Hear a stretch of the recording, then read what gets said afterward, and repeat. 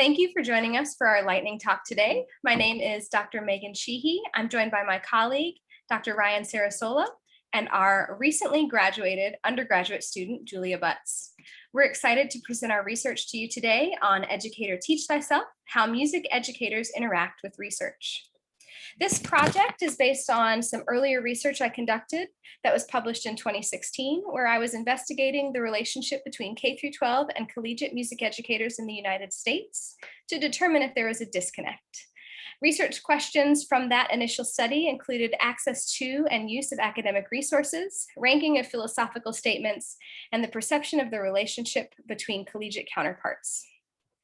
Our 2020 study duplicates this research with a similar participant pool using the same listserv we used for the 2015 study. And of course, it's important to note this is a pre-pandemic research investigation.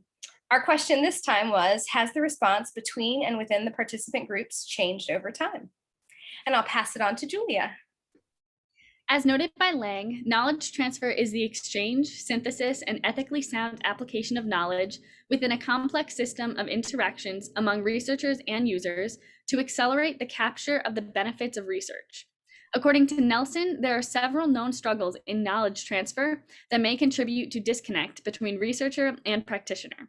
Brand has noted that the K-12 music educator feels that the researcher is too far removed from the realities of schools, while the researcher wonders what keeps the practitioner from utilizing data from research publications to improve their classroom.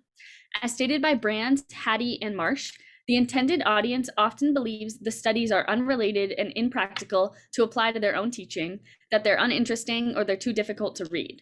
Numerous researchers have made suggestions on ways to improve the communication of ideas and to improve the flow of information between researchers and practitioners. Thanks, Julia. For the 2015 study, I developed the Research to Practice Gap Analysis instrument, which was a questionnaire that included 5-point Likert scales. And those scales were grouped into larger groups such as research access and utilization and research familiarity and connection. 3 major participant groups emerged from this study: K-12 music educators, collegiate music educators, and a third group that self-identified as both K-12 and collegiate. For our study today, the instrument was adjusted only slightly, and those adjustments did not negatively impact the integrity of the instrument. So to determine if there were any differences between these groups in their answers to questions regarding research access, research familiarity on the 5-point scale of strongly disagree to strongly agree, we ran some one-way ANOVAs, and we also wanted to see the effect of time with some chi-square analyses with interaction effects. So for the descriptive statistics here, you could see this 2015, about 1,000 participants, 2020, we've got a little over 500. All these tables that I'm about to reference are in our booth, so please check those out because we can't show them all here.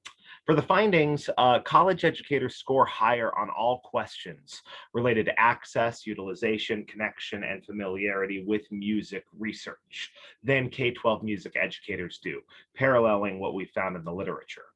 We found no difference in the reported scores, though, on these 2 questions, that music teachers and music researchers share similar goals for their students and that they feel connected to K-12 music educators.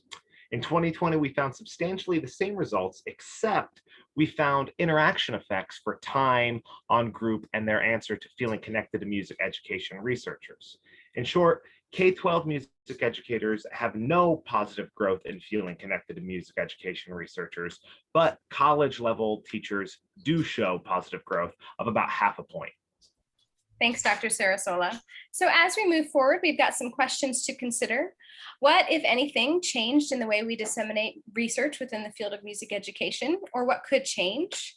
What do K-12 music educators need from music education researchers?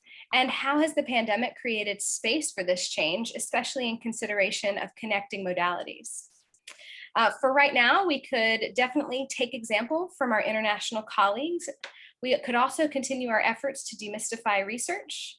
But finally, and most personally, we could consider ways we can make immediate local change within our own schools, including adjusting programmatic structure or curricular content, and definitely investigating ways we could have outreach or partnerships with our K-12 colleagues. Thank you very much for attending our lightning talk. You can find this PowerPoint on our poster within the program, and we hope you'll visit our table.